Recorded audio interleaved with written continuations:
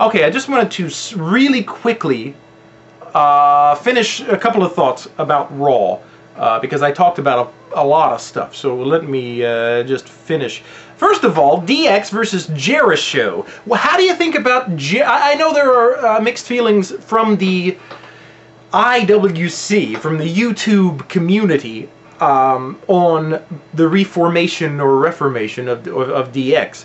I think it's working fine, and I think it's doing a good job of keeping Triple H from, he's present and he's there and he's good at what he does, but he's not the top guy, which gets old when a top guy remains a top guy too long. I loved Jericho and Big Show. I loved them. And I love Chris Jericho. But I kept thinking to myself, the last few months I've said, they're going to lose it this year, because it's that old showbiz adage, always leave them wanting more, and I felt that, and sadly in wrestling I think they don't use that enough, but in this case I thought, I just feel like they're right at the peak. If they let it go too much longer, it's going to lose its effectiveness, and that's what happened. So DX pretty much screws Jerishow from ever having a chance, or from having a chance to win any time, or whatever. I kept waiting for Jeff Hardy to come out. He won 2 Slammies. But then I realized, no, with the pending legal difficulties, which, have I made my prediction about those? I don't think I have. My prediction about Jeff Hardy's legal woes is that charges will either be dropped or pleaded down to the point where it's just kind of going to go away. Just my theory. Because I watch a lot of Law and Order, and so I know.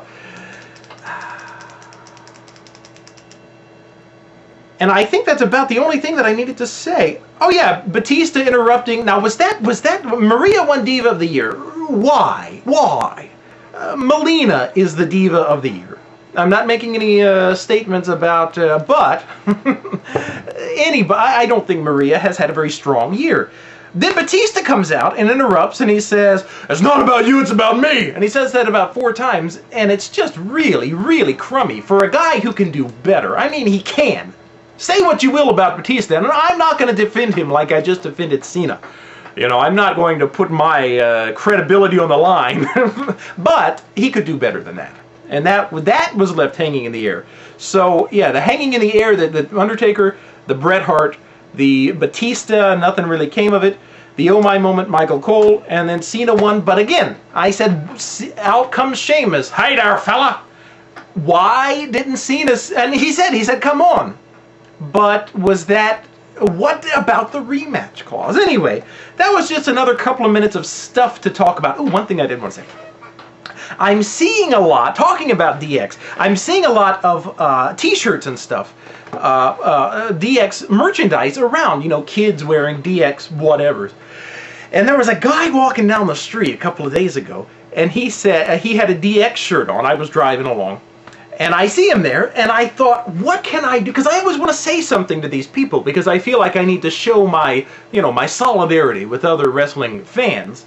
But there was this kid walking down there, and I was thinking, what do I do? And I was that close to rolling down the window and saying, "Are you ready?"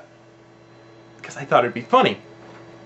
But I realized it might not be funny. I realized he might not get it. He might, flip me off, and then after a few minutes go, "Oh wait, are you ready?" Yeah, I got it, I like it. So I didn't do it. But anyway, what do you say? What do you say when you see a fellow wrestling fan? What do you say that's not mean? Or that's cool? Or, I mean, I know most of you probably say Cena sucks when you see a little 3-year-old wearing a John Cena shirt. And that's understandable. But nevertheless, that's that. That's the rest of Raw. And I'll talk to you very soon. Take care. Adios.